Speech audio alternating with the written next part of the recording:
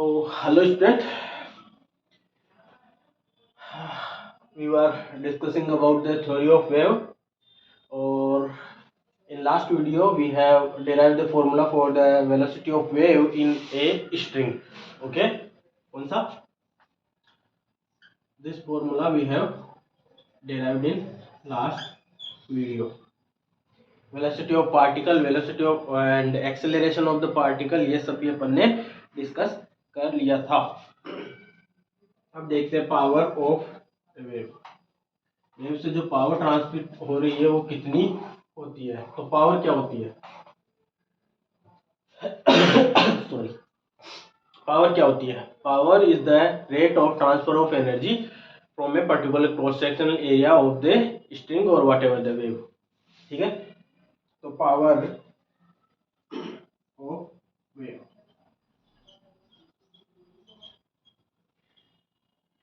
इसको शॉर्ट में लिख देते हैं rate of TRANS, transfer of energy, rate of transfer of energy from a cross section is called power of wave. ये power of wave हो गई. ठीक है, rate of transfer of energy from a cross section is called power of the wave. तो अब कैसे derive करेंगे इसका फॉर्मूला, मैथमेटिकल इक्वेशन क्या होगी पावर की. ठीक है, तो एनर्जी की ट्रांसफर की बात की जा रही है यहाँ पे कि transfer of energy from particular cross section. तो एनर्जी का मतलब क्या हुआ? काइनेटिक एनर्जी और पोटेंशियल एनर्जी दोनों होगी वेव के पास, क्योंकि वेव का पार्टिकल ऊपर नीचे मोशन कर रहा है, तो मीन पोजीशन के रेस्पेक्ट में उसकी पोटेंशियल एनर्जी भी चेंज हो रही है और उसकी वेलोसिटी भी पार्टिकल की जो है चेंज हो रही है, कांस्टेंट नहीं है. तो जो एनर्जी होगी वो क्या होगी? Potential energy plus kinetic energy दोनों. ठीक है, तो अपन ने देखा था कि इक्वेशन दो थी जनरल पीपीडब्ल्यू की, प्लेन प्रोग्रेसिव वेव की इक्वेशन अपन ने लिखी थी A sine omega T minus के एक्स, ये लिखी थी इक्वेशन. अब देखो वेलोसिटी ऑफ द पार्टिकल अपन ने क्या लिखा था? Del Y by del T, जो कि कितना था? A omega cos omega T minus के एक्स, ये लिखी थी वेलोसिटी ऑफ द पार्टिकल. ठीक है, ये तो वेलोसिटी हो गई. अब देखते, देखो ये कोई वेव ट्रेवल कर रही है. ठीक है, इसके ऊपर अपन ने एक स्मॉल सा एलिमेंट ले लिया है जिसका मास लेट से dm है. इस स्मॉल से एलिमेंट को अपन जनरली कंसीडर कर लेते हैं एज ए सिंगल पार्टिकल के रूप में. ओके, तो उस पार्टिकल का मास कितना हो गया? dm. और इसकी लेंथ मान लेते हैं अपन क्या है? dx है. तो इस स्मॉल एलिमेंट की काइनेटिक एनर्जी क्या लिखी जाएगी? डी के ई. स्मॉल एलिमेंट के लिए लिख रहे हैं तो डी के ई से रिप्रेजेंट कर रहा हूं मैं काइनेटिक एनर्जी को, तो वो लिखी जाएगी half. Okay, half d m v particle की स्क्वायर, एनर्जी का square, half d m v square. Okay, d m को मैं लिख सकता हूँ न्यू डी एक्स से और यू वी पी का स्क्वायर. ठीक है, तो ये हो गया अपने पास kinetic energy of that small element. ठीक है, अब देखो अपन ने एक और रिलेशन पढ़ा था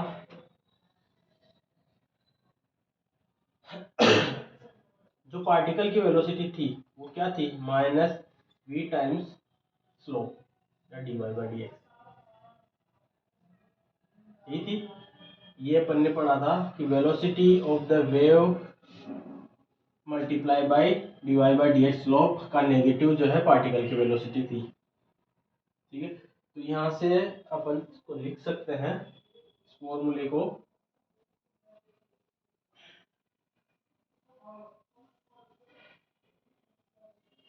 ऐसे लिख सकते हैं, डी काइनेटिक एनर्जी जो है स्मॉल एलिमेंट की वो आ गई 1/2 mu D X VP square means V square. Okay, completely लिख देते हैं एक बार, minus V D Y by D x का होल स्क्वायर। तो यहाँ से ये आ जाएगा अपने पास 1/2 mu D X we square D Y by D x का स्क्वायर। इसको अगर अपन यूं लिख दें,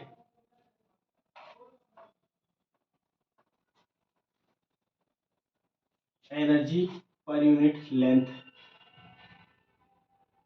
तो D E by D K E by D x kinetic energy per unit length.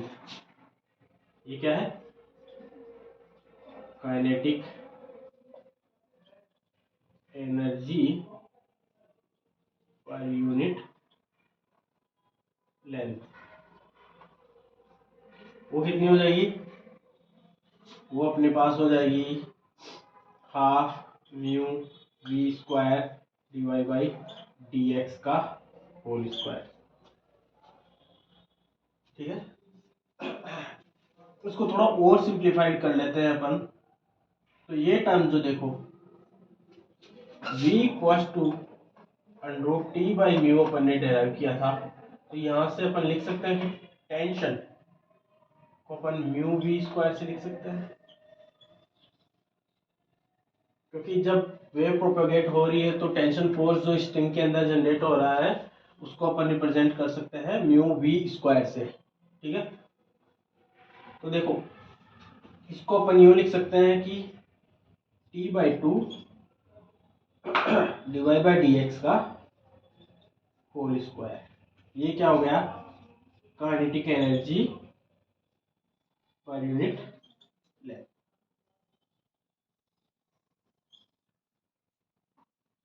समझ में आया? Kinetic energy per unit length, ये फॉर्मूला थोड़ा इंपॉर्टेंट है, ध्यान रखने लायक है। ठीक है, अब देखते हैं पोटेंशियल एनर्जी, क्योंकि पार्टिकल की वेलोसिटी जो है चेंज हो रही है, प्लस उसकी पोजीशन भी चेंज हो रही है। तो पोटेंशियल एनर्जी की कैसे कैलकुलेट करेंगे? अपने को पता है कि जब कोई वेव ट्रेवल हो रही है तो उसमें टेंशन फोर्स लग रहा है स्ट्रिंग के अंदर। टेंशन फोर्स लग रहा है क्योंकि एक वेव, एक रोप सीधी पड़ी हुई थी, उसके ऊपर अपन ने कोई फोर्स अप्लाई नहीं किया था एक्सटर्नली, तब तक वो जब सीधी पड़ी हुई थी तब तक कोई एक्सटर्नली फोर्स भी अपन ने अप्लाई नहीं किया होता। जैसे अपन ने एक्सटर्नल फोर्स अप्लाई किया, वेव प्रोपगेट हुई। तो वेव जनरली कर क्या रही है? एनर्जी और मोमेंटम का ट्रांसफर कर रही है। पार्टिकल्स एक दूसरे से जो है मोमेंटम ट्रांसफर कर रहे हैं आगे की तरफ में। तो एक दूसरे से जब पार्टिकल मोमेंटम ट्रांसफर कर रहे हैं तो वेव के अंदर जो है स्ट्रिंग के अंदर जो है स्ट्रेचिंग होती है, उस टेंशन फोर्स की वजह से स्ट्रेचिंग होगी। और उस स्ट्रेचिंग के होने में, उस स्ट्रेचिंग के होने में टेंशन फोर्स के द्वारा जो किया गया कार्य है वो जो है वेव की या स्ट्रिंग की पोटेंशियल एनर्जी में स्टोर हो जाएगा। समझ में आई बात? तो जनरली सीधे सीधे अपन यूं कह सकते हैं कि work done by the tension force is stored in A potential energy in the form of potential energy. ठीक है, तो ये अपन कह सकते हैं कि जो टेंशन फोर्स डेवलप हो रहा है उसकी वजह से जो वर्क डन हो किया जा रहा है वो पोटेंशियल एनर्जी में स्टोर हो रहा है। तो अपन ऐसे लिख सकते हैं कि डी यू जो है ई एनर्जी कह सकते हैं, पोटेंशियल एनर्जी, वो क्या हो रहा है? Work done by tension force. देखो ये कोई एक वेव है, फिर से ये कोई वेव है, अपन ने इस वेव के ऊपर एक एलिमेंट ले लिया, ठीक है, ये एलिमेंट ले लिया। इसको जूम करके अपन देखते हैं।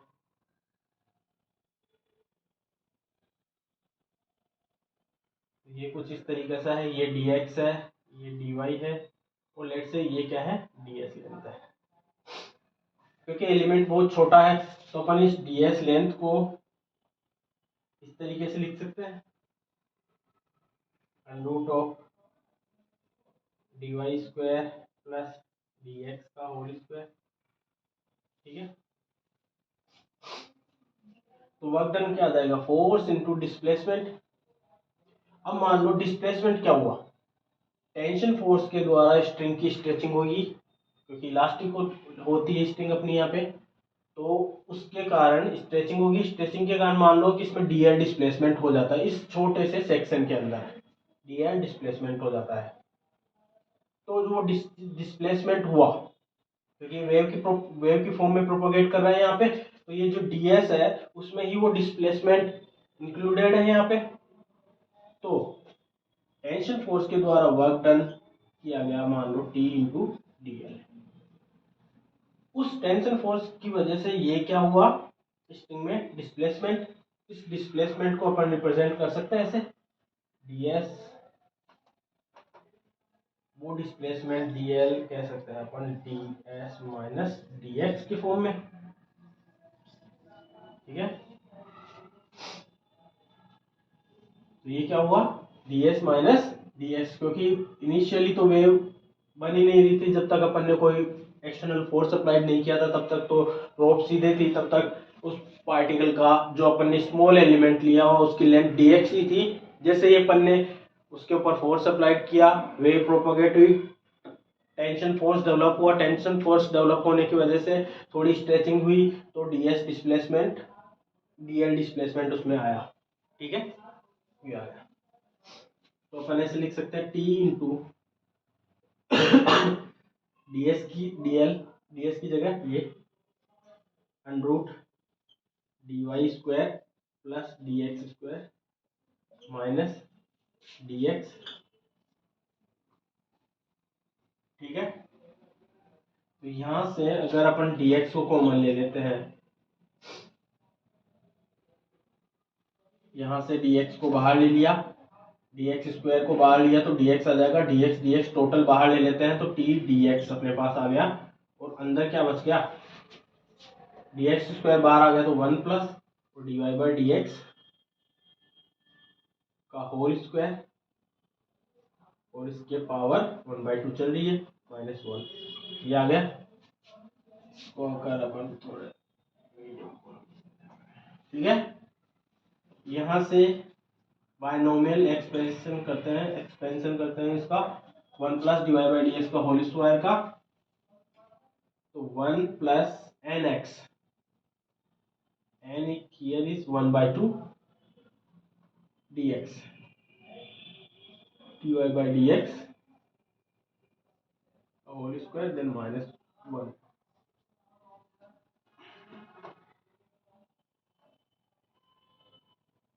तो यहाँ से क्या हो गया, ये -1 1 कैंसिल आउट, ये 1/2 टी डॉट डी एक्स, ये 1/2 dy बाई डी एक्स का होल स्क्वायर,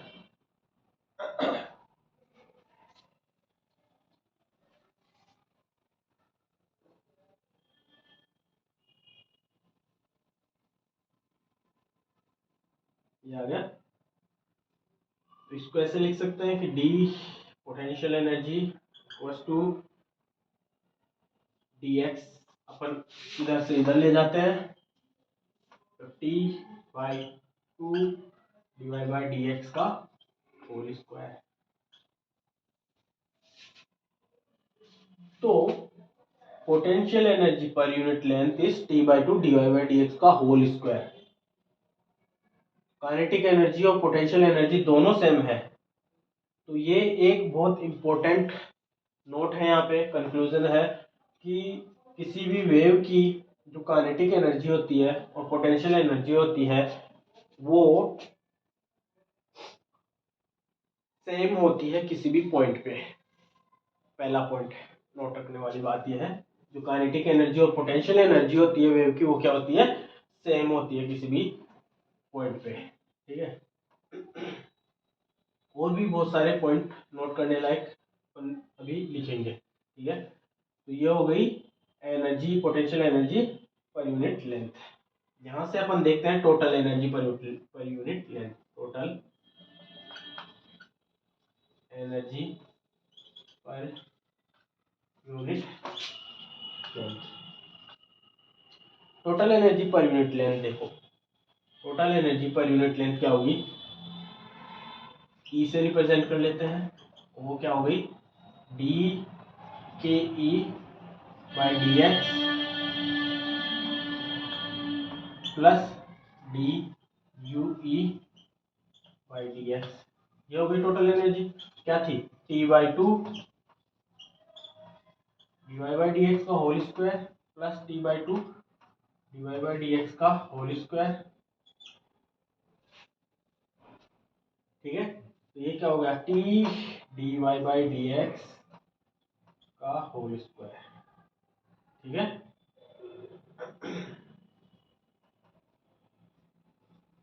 तो per unit energy, energy per unit length क्या हो गया अपने पास, T D Y by D x का होल स्क्वायर। ठीक है,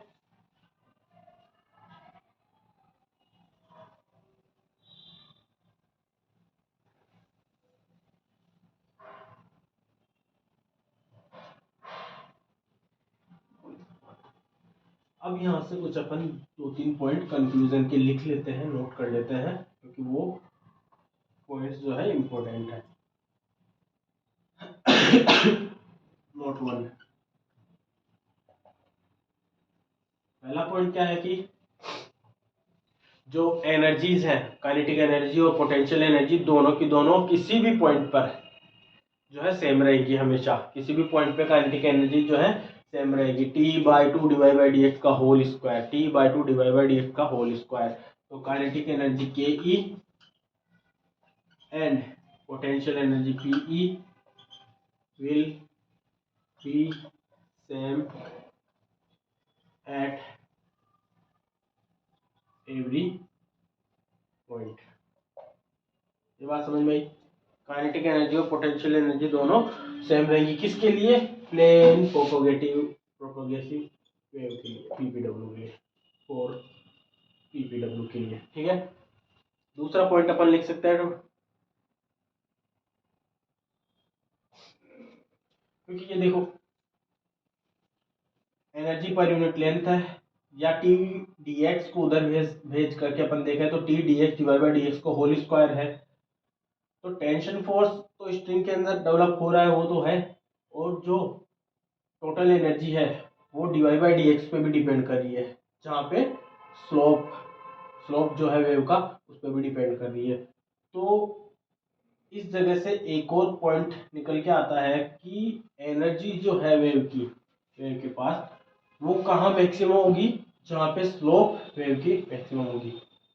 जैसे ही वेव की स्लोप मैक्सिमम होती है वहाँ पे एनर्जी जो है ज़्यादा होगी। ठीक है, तो पॉइंट नोट करेंगे,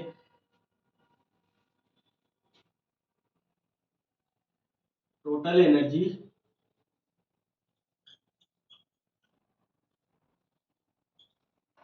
will be maximum at the point where slope will be maximum। तो ये अपन यहाँ से कंक्लूजन देख सकते हैं कि टोटल एनर्जी मैक्सिमम कहाँ पे होगी, जहाँ पे स्लोप मैक्सिमम है। तीसरा पॉइंट नोट में कि ये जो काइनेटिक एनर्जी और पोटेंशियल एनर्जी है वो सेम है हर पॉइंट के ऊपर। वेव के किसी भी पॉइंट पे जाके देखो, काइनेटिक एनर्जी पोटेंशियल एनर्जी दोनों सेम मिलेंगी आपको। ठीक है, लेकिन इम्पोर्टेंट पॉइंट ये है कि ये एक दूसरे के अंदर ट्रांसफरेबल नहीं है, मतलब काइनेटिक एनर्जी पोटेंशियल एनर्जी में चेंज नहीं होगी और पोटेंशियल एनर्जी काइनेटिक एनर्जी में चेंज नहीं होगी। तो ये एक याद रखने वाला पॉइंट है, ठीक है।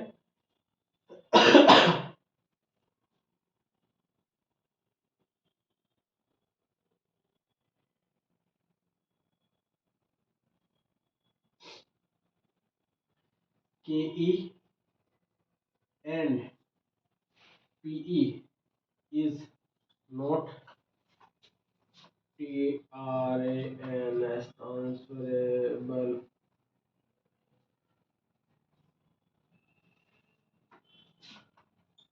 into each other, okay. तो ये एक पॉइंट याद रखने वाला है कि काइनेटिक एनर्जी पोटेंशियल एनर्जी एक दूसरे में चेंज नहीं होती। तो यहाँ तक अपन ने देख लिया कि टोटल एनर्जी जो है वेव की वो है T divide by D x का होल स्क्वायर, ठीक है। T divide by D x का होल स्क्वायर, ये हो गई अपने पास total energy per unit length की। तो यहाँ से देखते हैं अब टोटल एनर्जी क्या थी,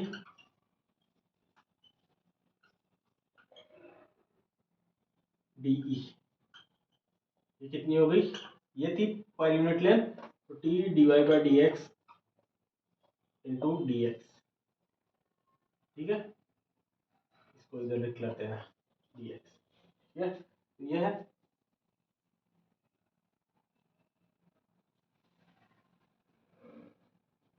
अब अपने को पता था पावर क्या होती है, पावर वो क्या होती थी, rate of transfer of energy, तो डीई बाई डी टी, ये हो गई अपने पास power, rate of transfer of energy DE by D T. तो इसको अपन लिख सकते हैं T D Y by D x whole square dot D X by D T, ठीक है। ये आ गया आपके पास। तो यहाँ से अपन इसको कह सकते हैं पावर पी को लिख सकते हैं अपन T D Y by D X अपन ने कैलकुलेट किया था, और slope D X by D T क्या हो गई, वेव की velocity, D X by D T क्या थी, वेव की वेलोसिटी, तो इसको टी भी लिख देते हैं। और d Y by D x क्या थी, स्लोप इक्वेशन अपन ने लिखी थी y equals to a sine omega t को a sine omega T minus के एक्स, वहां से उसकी डिवाइड बाई डी एक्स निकाली थी अपने, स्लोप वो स्लोप आ रही थी अपने पास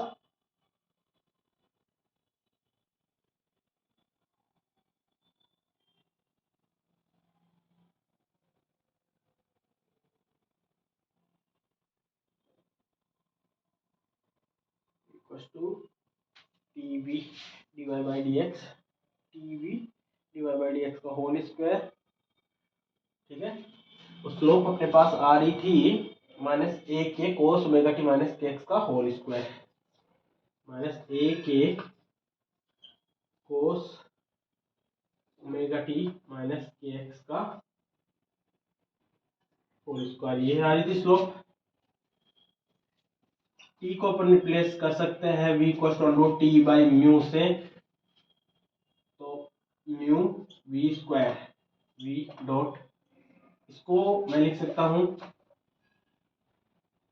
ए square K square cos square omega T minus के एक्स, ठीक है।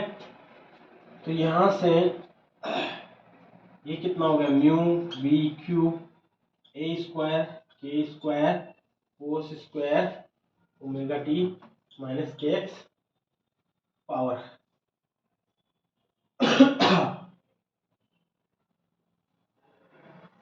अपने को पता था जो वेव की वेलोसिटी अपन ने डेराइव की थी वो क्या थी, v equal to minus omega by k, यहाँ से अपन लिख सकते हैं k equal to omega by v negative.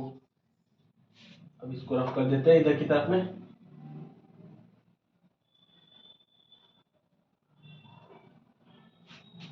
k equal to omega by v, यहाँ पे k equal to omega by v replace करेंगे अपन, तो mu v cube A square minus of omega by v का whole square cos square omega T minus के x we square से v square cancel out हो जाएगा और इधर क्या बचेगा अपने पास, P equals to mu V A square omega square cos square omega T minus के एक्स। अब यहाँ से अपन देखते हैं कि एवरेज वैल्यू पी की क्या होगी, पी की एवरेज वैल्यू देखते हैं, क्योंकि ये जो सारे पैरामीटर्स है mu V A omega square ये सब तो कांस्टेंट रहेंगे, तो एवरेज वैल्यू डिपेंड करेगी average value of cos square omega T minus के एक्स पे। तो कॉस स्क्वायर एक्स का एवरेज कितना आता है 1/2, कितना आता है 1/2, ये अपन कैलकुलेट करके भी निकाल सकते हैं। तो यहाँ से इसका वैल्यू कितनी आएगी 1/2 mu V A square omega square, ये क्या आ गई अपने पास एवरेज पावर, ठीक है, कितनी पावर जो है डेवलप हो रही है वेव के अंदर, वेव की कितनी पावर है वेव में, ठीक है, या कितनी एनर्जी ट्रांसफर हो रही है पर यूनिट टाइम में। तो ये अपने पास हो गया। इसको एक दूसरी फॉर्मेट में भी लिख सकते हैं, पी एवरेज, इसको ओमेगा को 2 पाई एफ लिख देते हैं अपन, ओमेगा इक्वल्स टू क्या है 2 पाई एफ, ओमेगा इक्वल्स टू क्या है 2 पाई एफ।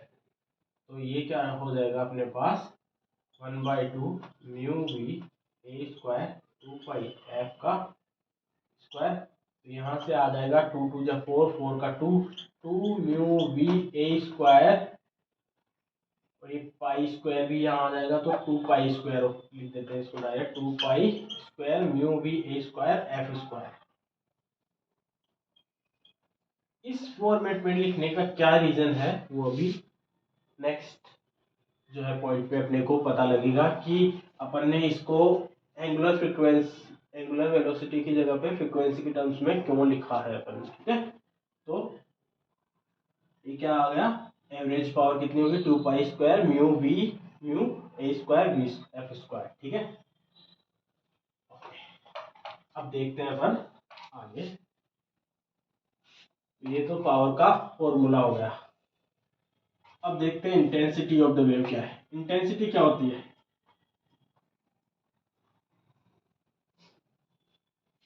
इंटेंसिटी क्या होती है,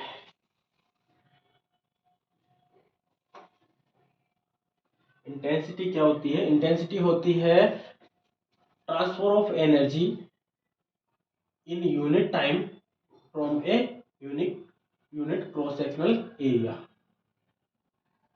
intensity is transfer of energy from unit time from a unit cross sectional area. इसको एस से रिप्रेजेंट कर देते हैं अपन क्रॉस सेक्शनल एरिया को यहाँ पे, क्योंकि अपन एम्पलीट्यूड को रिप्रेजेंट कर रहे हैं ऐसे, तो इसको एस से रिप्रेजेंट करते हैं। तो energy transfer from a cross sectional area in unit time is called as intensity. तो इसको अपन ऐसे भी लिख सकते हैं E/T को P/S, S क्या हो गया एरिया से एरिया हो गया, ठीक है। तो I इक्वल्स टू P/S, और ये क्या है एरिया, इंटेंसिटी। अब अपने को वेव का देखना है, ठीक है। तो वेव के बारे में लिख देते हैं अपन, ये अपने पास एवरेज पावर थी। तो अब देखते हैं वेव के बारे में, क्योंकि देखो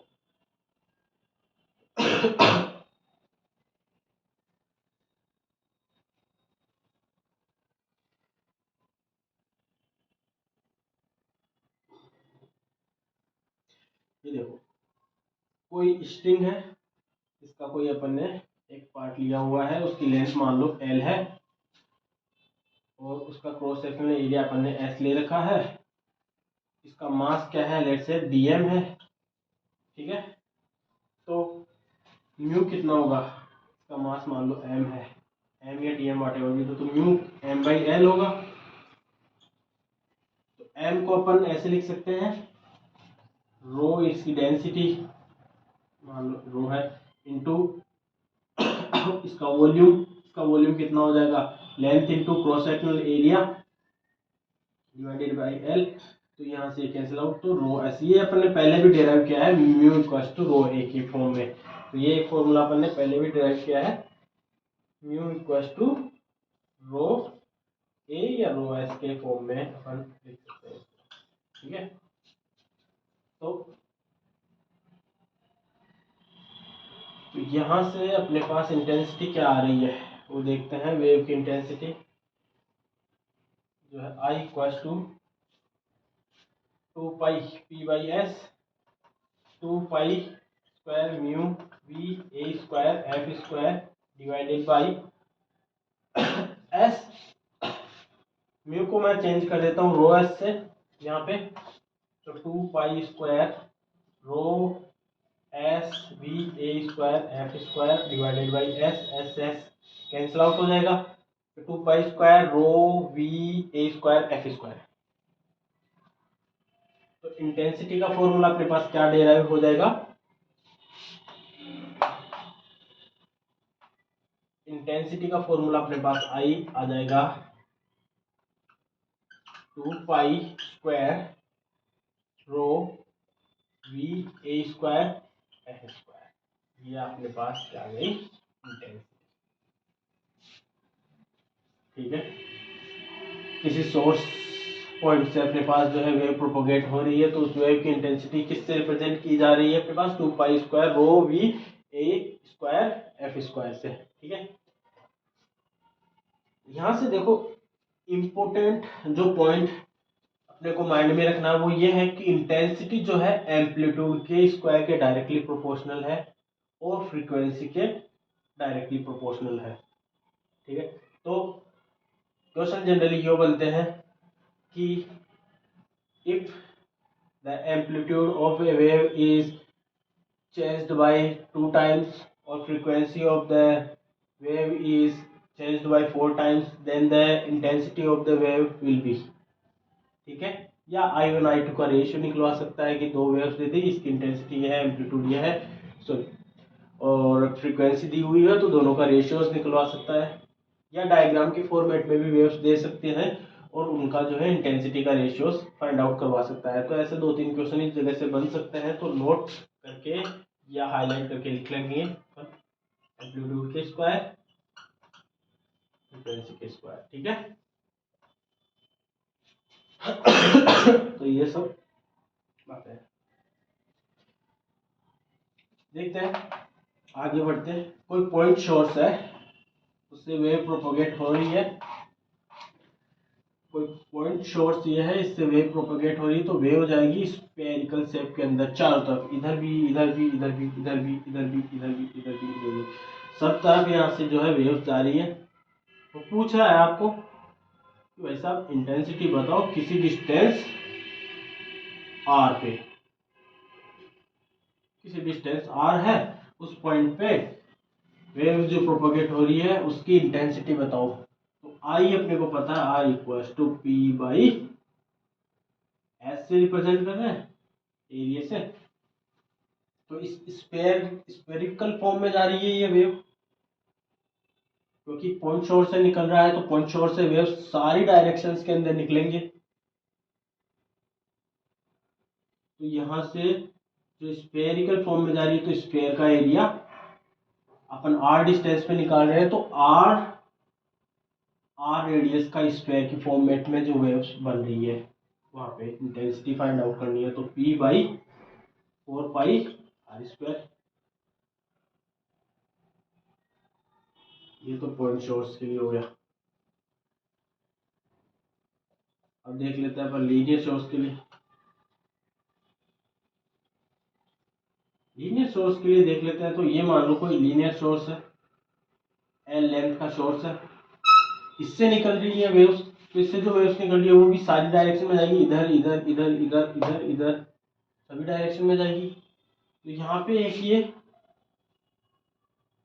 बेलन टाइप का सा फॉर्म करेंगे, क्योंकि यहाँ से भी निकल रही है, यहाँ से भी निकल रही है, यहाँ से भी निकल रही है, क्योंकि ये लीनियर है ना, इस वजह से वेव्स जो है सभी पॉइंट से निकल रही है। तो लेट से डिस्टेंस आर पे अपने कैलकुलेट करा रहा है ये, तो आई कितना हो जाएगा, पावर अपॉन ये जो सरफेस एरिया है इसका पूरा ये, तो वो हो जाएगा अपने पास 2πRL पैनल का सरफेस एरिया। तो ये तो मेथड्स हो गए अपने पास जो है इंटेंसिटी फाइंड आउट करने के, एवरेज पावर फाइंड आउट करने के, और किसी पॉइंट सोर्स से इंटेंसिटी कितनी क्या निकल रही है डिस्टेंस आर पे, लीनियर फोर्स से कितनी क्या डिस्टेंस निकल रही है, ये सब के फॉर्मूले अपन ने देख लिए हैं। अब नेक्स्ट जो लेक्चर होगा उसमें हम देखेंगे सुपरपोजिशन ऑफ द वेव्स के बारे में, वेव्स कैसे सुपरपोज होती हैं। ठीक है, तो till then good bye, take care, thank you.